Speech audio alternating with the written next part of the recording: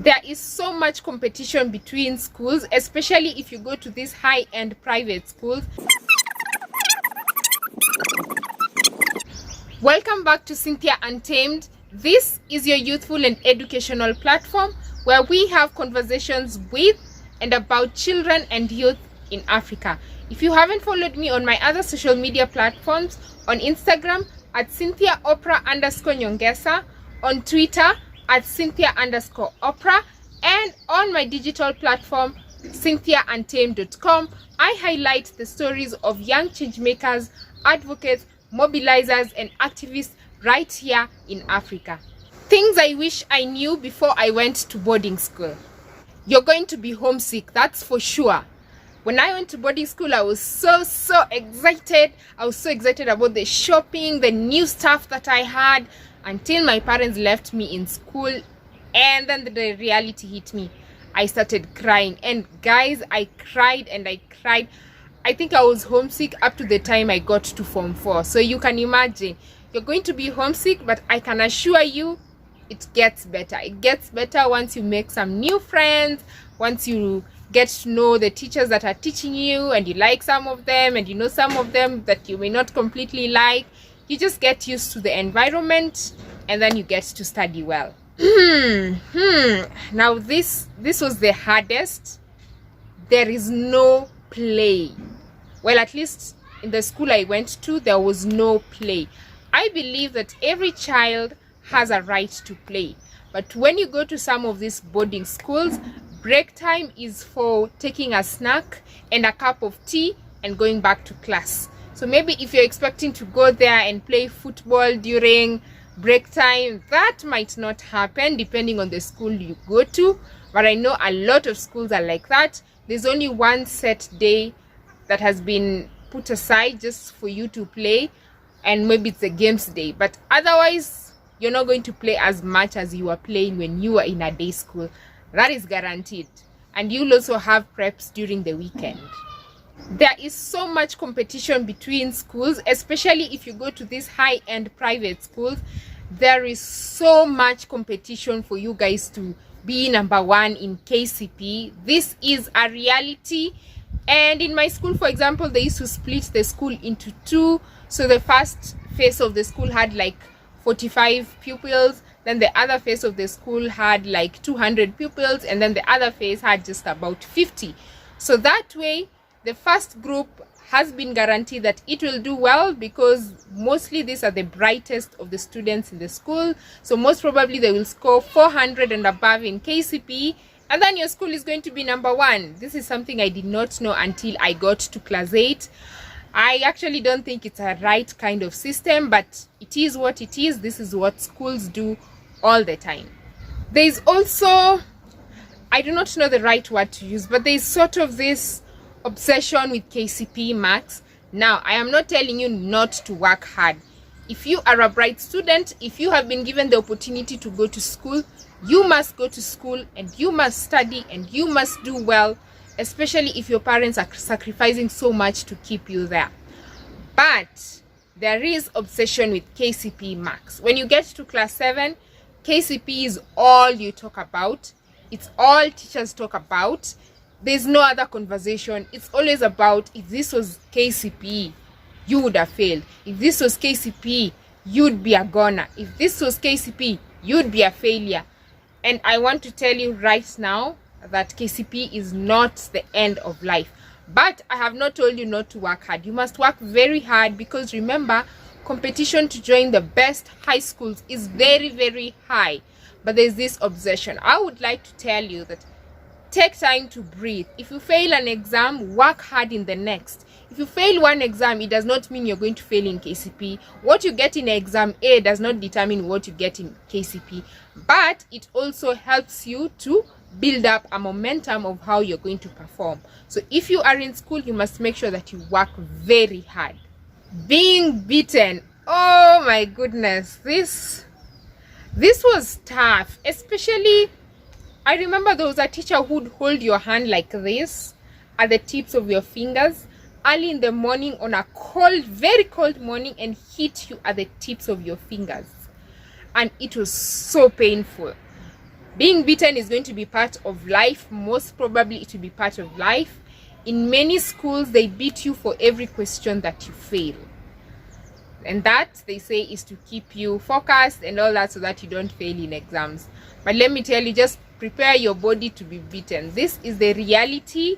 And I know the Convention on the Rights of the Child advocates for other forms of punishment, because we have seen that in many cases there are children who are beaten up to the extent that they die, to the extent that they end up in hospital. So if you are a child and you are beaten and you are hurt by your teacher, you must report it to the relevant authorities. You must do that, because it happens to a lot of children that they are injured in the process of being punished, and especially being beaten. The food is terrible, but you get used to it. Sometimes you will get the green grams and they have weevils inside. You just get used to eating them. Sometimes the vegetables are not so well cooked like they would be at home, because they are cooking for so many kids. You just have to get used to them. This is the reality of boarding schools. Okay, at least most boarding schools I know, and most stories I know, this is the reality. So get prepared. The food is not hotel food. It's not as delicious as your mother's food at home. So get prepared. The food is not, it's not great, but you will survive. It's not that bad either. You will survive. If I did, you will too. Culture shock is real. Sometimes you will go to a boarding school where you will find lots of rich kids.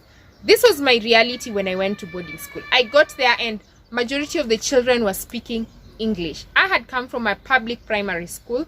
We used to speak any language, English or Kiswahili or Sheng or whatever you're speaking. I got there and I had to start learning how to speak in English. When I was in class 6, I had to start speaking very fluently in English. Something else, the culture shock that hit me was that some kids were very rich. Their parents were MPs and neurosurgeons and cabinet secretaries. And during closing days, when you're carrying your box to go home, they have their bodyguards who come to pick their boxes from the cars. And during visiting days, probably their parents come with a big tent. They come with a gas cylinder, 3 big cars, I don't know what. I remember there was even this girl whose dad used to visit her in the middle of the term with a chopper. So guys, the reality of culture shock might hit you, but let me just tell you, don't let it affect you that much, because at the end of the day, if you're in that institution, whether you come from a very rich family or not, guess what? You're competing at the same level. That is the best part. It is what is here in your head that matters. And surprisingly, you might end up doing extremely well compared to the rich kids.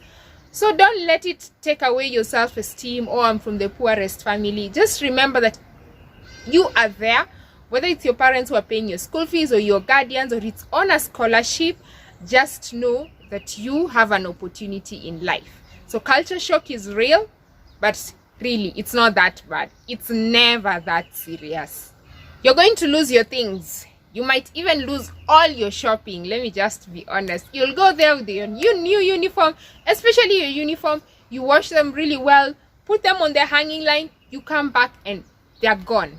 And people steal nearly everything. They can take away your uniform, your inner clothes, your shopping, all that. But the first time my things were stolen, I cried.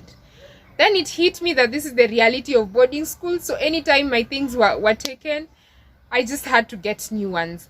Or sometimes even for the shopping, I just used to carry extra. So there's this one that will be stolen, and then there's this one that will keep me going up to the end of the term. So do not worry, your things will get lost, but trust me, you will survive. You will survive. Sometimes there is no water in school. I remember there were times when the water would disappear and we had to wait for them to buy water, for the school to buy water, and just to shower they'd give us just a jug of hot water so that we could mix with another jug of cold water. And you had to learn how to shower with very, very little water. So even right now I can shower with very little water, because that is something I learned when I was in boarding school. you'll have to learn how to wash your clothes with little water and make sure they are clean. So maybe you're going to be more careful about your clothes. You're going to make sure that at least something like your sweater doesn't get dirty as often, so that even if the water is very little, at least you can just wash your blouse and at least you're fresh every other day. So trust me, some schools don't, not all, some schools don't have water at times, and it's really tough when there is no water.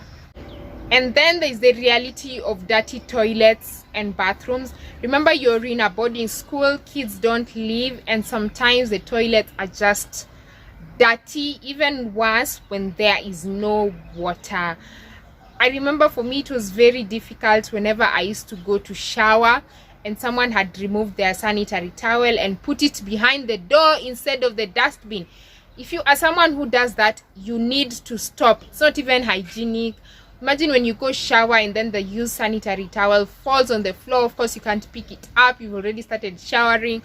Oh my god, it was horrendous. I can say this, if you see this in your school, do not get shocked. It happens a lot, and it's not funny, but it is the reality of being in a boarding school. That is it for Cynthia Untamed today. Let me know in the comment section below, what are the things you wished you knew? And even if you knew all these things, where are you watching from? Comment if it's your county here in Kenya or wherever in Africa. Just drop your flag below so that I can know where you are watching from. As usual, thank you so much for tuning in to Cynthia Untamed. This is your youthful and educational platform where we have conversations with and about children and youth in Africa. Until next time, see ya.